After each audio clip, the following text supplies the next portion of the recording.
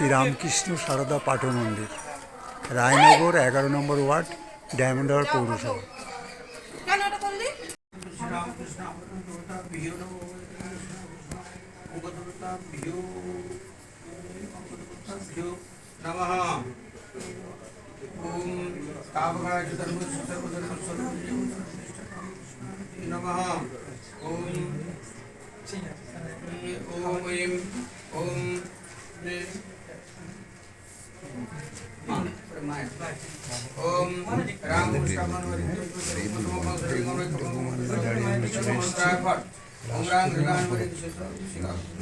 Diamond Harbour, Raynagar 11 নম্বর word, দেবুমান্নার বাড়িতে চলে এসেছি রাস পূর্ণিমা উপলক্ষে। এখানে পূজা আর্চা চলছে। জিজ্ঞেস করুন।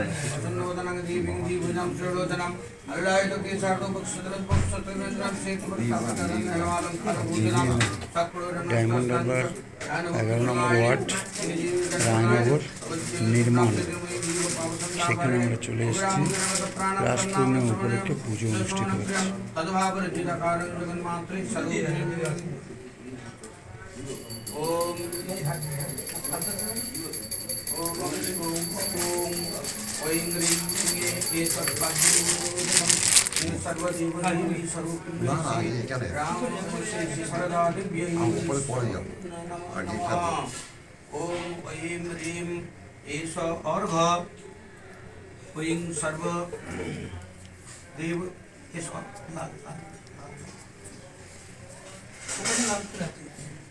ओम विष्णु ओम ऐं एष अर्घ सर्वदेव देवी सर्वकाय श्री राम कृष्णाय ये सर्वदेव देवी सर्वलिंगे ये श्री शारदा देवी नमः।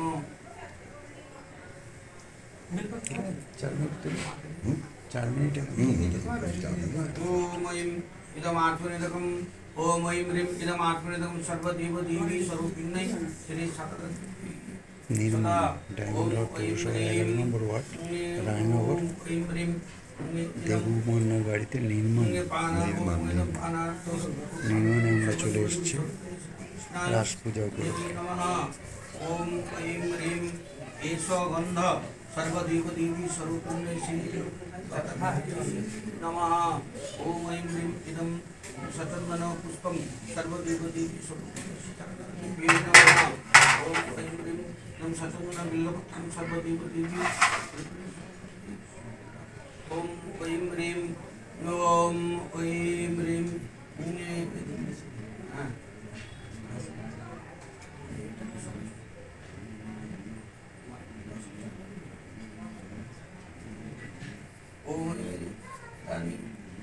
इदानी वस्त्रादि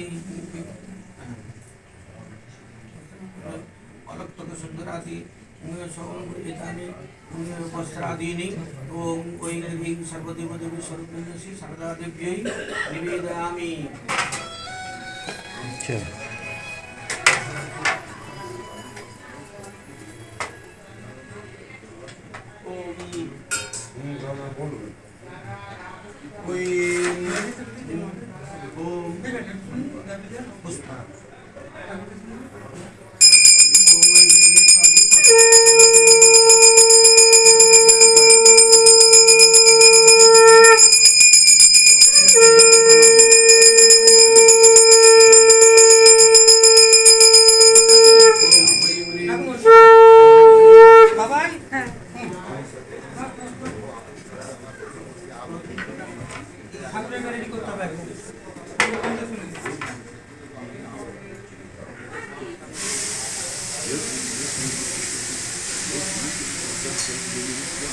स्वागत महाभागा प्रियं किं पर्वाणि वः मुर्योस्नामायं पुष्टित দ্রুতাগমন কারণম।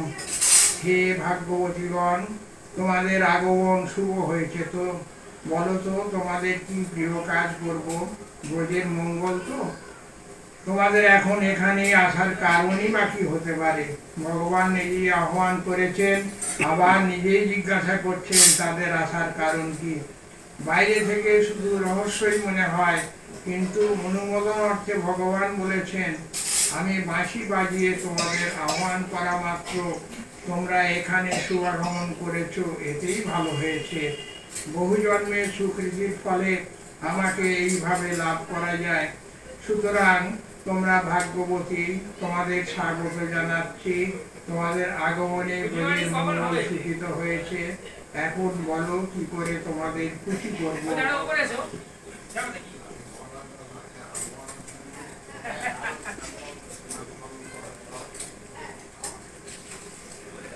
রজনেশা ঘোর রূপা ঘোর সত্য নিষেবিবা প্রতিজাত ভুজং নেহ স্বয়ং শ্রী সুমক্ষমা। নিবারণ অর্থে কৃষ্ণ বলেছেন যে রাত্রি অতি ভয়ঙ্কর সময়, তার উপর হিংস্র জন্তুরা সব এই জঙ্গলে ঘুরে বেড়াচ্ছে। এই সময় শ্রীলোকেরা এখানে থাকা উচিত নয়, অতএব তোমরা শিগগিরই বোঝে যাও। ভগবানকে পাওয়ার জন্য ভক্ত যখন নিজের প্রাণ পর্যন্ত বিসর্জন দিতে প্রস্তুত হয় তখন তাকে পাওয়া যায়। শ্রীকৃষ্ণ তাই গোপীদের পরীক্ষা করে বলেছেন, আমার জন্য তোমরা নিজেদের প্রাণ তুচ্ছ করে এখানে এসেছো কেন? দেখছো না এই বন অতি ভয়ঙ্কর? অনুবোধন অর্থে শ্রীকৃষ্ণ বলেছেন, পূর্ণচন্দ্র শোভমান এই মনোরম রাত্রি অঘোর রূপা, চন্দ্রের আলোয় অন্ধকার দূর হয়েছে। সুতরাং এই বন ভয়ঙ্কর দর্শন নয় এবং অঘোর সত্য নিষেবিতা অহিংস প্রাণীগণের সমাকুল। বৃন্দাবনের ভাবই এই যে এখানে প্রাণীরা পরস্পর মিত্রভাবে বাস করে। সুতরাং এখানকার জীবজন্তুরা ভীতিপ্রদ নয়। অতএব নো প্রতিজাত ব্রজং, ব্রজে ফিরে যেও না, আমার কাছেই অবস্থান করো। কারণ তোমাদের মতো ভগবত প্রাণা সাধিকারাই আমার সান্নিধ্য পাওয়ার যোগ্য। মাতর পিতর পুত্রা ভ্রাতর পয়স্তশ্চ বিচ্ছিন্নন্তি হি অপশ্যন্ত মাং কীর্ধং বন্ধু সাধ্যসম।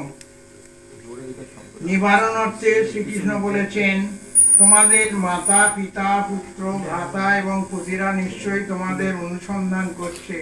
আত্মীয় স্বজনের মনে ভয় উৎপাদন করো না, তাদের সন্তোষ বিধান করাই সকলের কর্তব্য, অতএব বিশেষত শ্রীলোকের পক্ষে। শ্রীকৃষ্ণ এখানে গোপীদের কর্তব্য ভঙ্গের ভয় দেখালেন। ভাবটা এই যে তিনি দেখতে চান গোপীদের কাছে লৌকিক ব্যবহার বড় না ভগবান বড়। অনুমোদন অর্থে বলেছেন, মাতা পিতা প্রভৃতি তোমাদের না দেখে অন্বেষণ করছে না, কেননা তোমাদের তো তাদের উপেক্ষা করেই চলে এসেছো। সুতরাং বন্ধুদের কাছ থেকে ভয় পেও না, এখন এখানেই থাকো।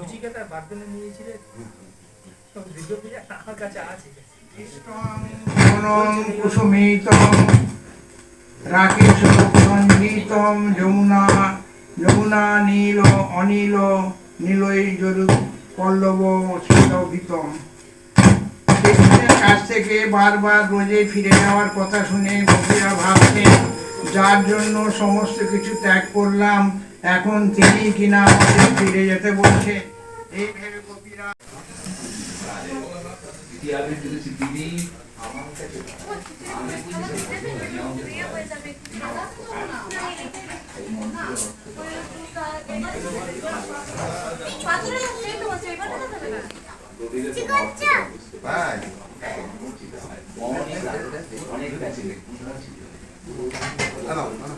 জিনিসের আবৃত্তি আমাদের চলতে থাকে। এখানটা পড়ি ঠাকুরের কথা। তাহার পরদিনও ছুটি ছিল।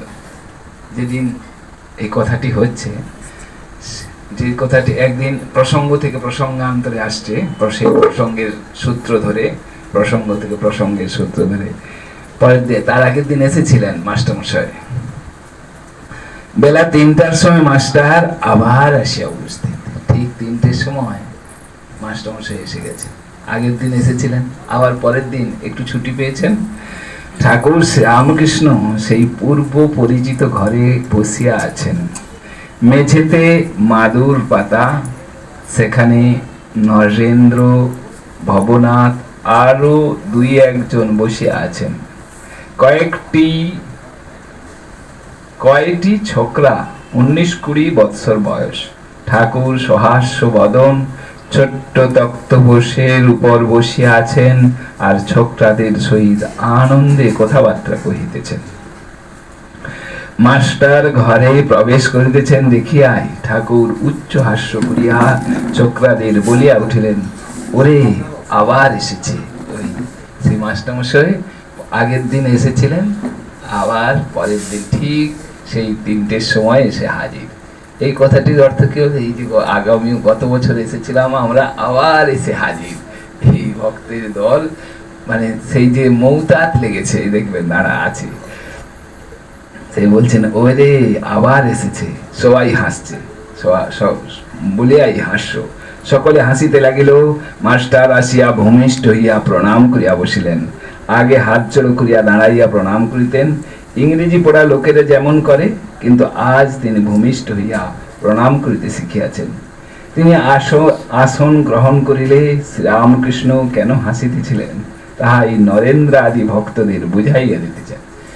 শ্রীরামকৃষ্ণ হাসছিলেন, সেই হাসির কারণটি যে একজন আবার এসেছে বলে হাসছেন।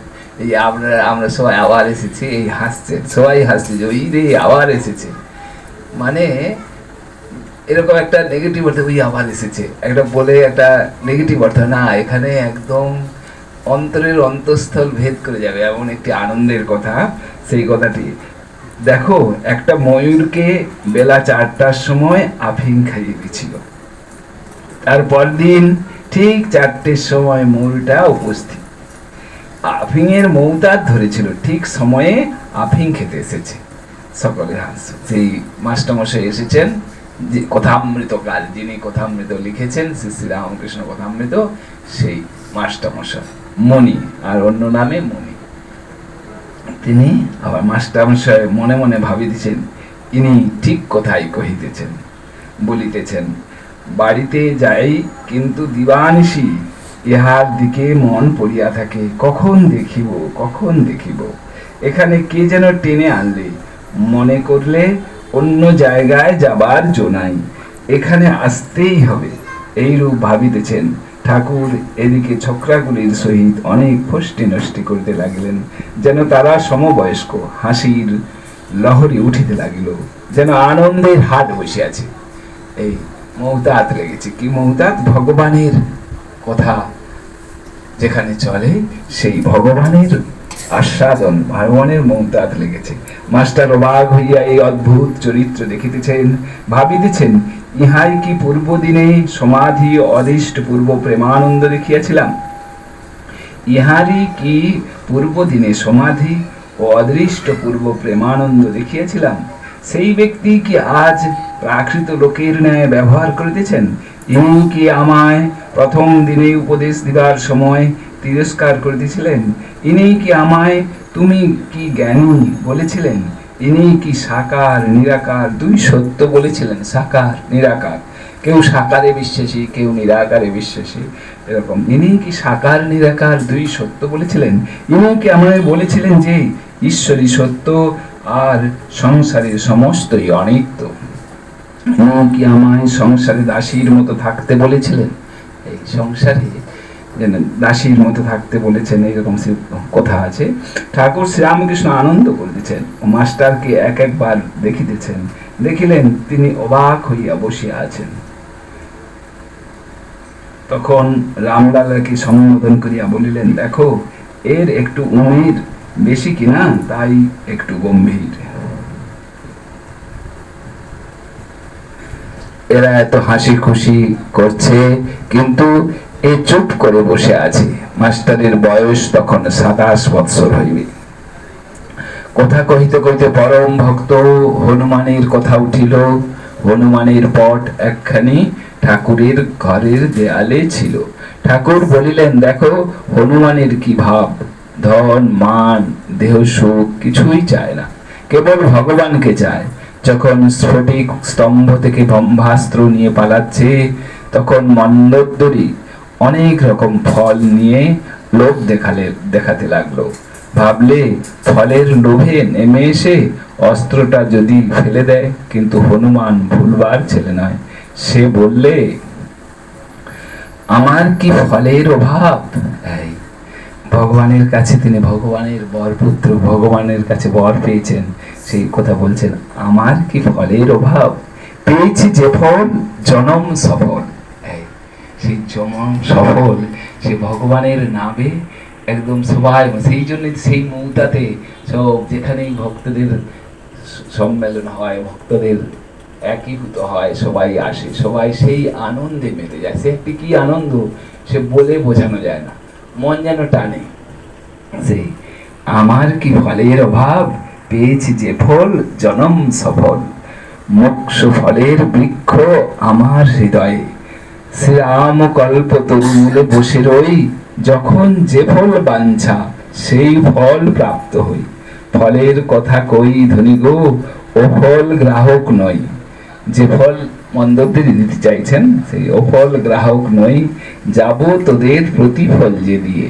এই সেই যে মৃত্যুবান নিয়ে চলছেন, চলে যাচ্ছেন, সেই স্ফটিক স্তম্ভ ভেঙে ব্রহ্মাস্ত্র নিয়ে চলে যাচ্ছেন, রাবণের মৃত্যুবান ব্রহ্মাস্ত্র নিয়ে চলেছেন, সেই কথাটি ঠাকুর এই গান গাইতেছেন। আবার সেই সমাধি, আবার নিস্পন্দ দেহ, স্তিমিত লোচন, দেহ স্থির বসে আছেন। ফটোগ্রাফে যেরূপ ছবি দেখা যায়, ভক্তেরা এই মাত্র এত হাসি খুশি করিতেছিলেন, এখন সকলেই এক দৃষ্ট হইয়া ঠাকুরের সেই অদ্ভুত অবস্থা নিরীক্ষণ করিতেছেন। সমাধি অবস্থা মাস্টার এই দ্বিতীয়বার দর্শন করিলেন। অনেকক্ষণ পরে ওই অবস্থার পরিবর্তন হইতেছে, দেহ শিথিল হইল, মুখ সহাস্য হইল, ইন্দ্রিয়গণ আবার নিজের নিজের কার্য করিতেছে। চক্ষের কোণ দিয়া আনন্দাশ্রু বিসর্জন করিতে করিতে ঠাকুর রাম রাম এই নাম উচ্চারণ করিতেছেন।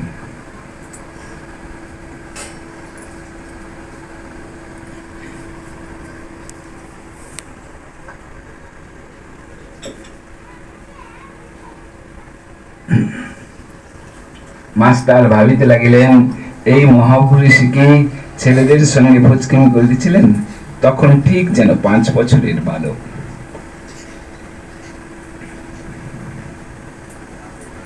মাস্টার নরেন্দ্র, মাস্টার ঠাকুর পূর্ববৎ প্রকৃতিস্থ হইয়া আবার প্রাকৃত লোকের ন্যায় ব্যবহার করিতেছেন। মাস্টারকে ও নরেন্দ্রকে সম্বোধন করিয়া বলিলেন, তোমরা দুজনে ইংরেজিতে কথা কও ও বিচার করো, আমি শুনবো। এ দেখুন, শ্রীরামকৃষ্ণ ভগবান তো, ঠাকুর তো ইংলিশ বোঝেন না, কিন্তু ওই যে দুজনের যে ভাবের আদান প্রদান হবে, সেই ভাব সাধক মানে ঠাকুর অন্তর্যামী, বা ওই যে ভাবের আদান প্রদানটার একটা সূক্ষ্ম রূপ আছে। এই যেমন ইলেকট্রোম্যাগনেটিক ওয়েভটা যেমন মোবাইলের মধ্যে ঢুকে, সেখানে সেটা তো আসছে না এরকম কথা রূপে আসছে না, অন্য রূপে আসছে, তাই না? সেরকম সেই ঠাকুর সেই ভাব যখন আদান প্রদান হচ্ছে, ইংরেজি অন্য ভাষায় হচ্ছে, কিন্তু আরেকটি সূক্ষ্ম সেখান থেকে পুরোটা বুঝে নিচ্ছেন। বলছে যে তোমরা দুজন ইংরেজিতে কথা কও আর বিচার করো, আমি শুনবো। মাস্টার ও নরেন্দ্র উভয়েই এই কথা শুনিয়া হাসিতেছেন। দুজনে কিছু কিছু আলাপ করিতে লাগিলেন, কিন্তু বাংলাতে।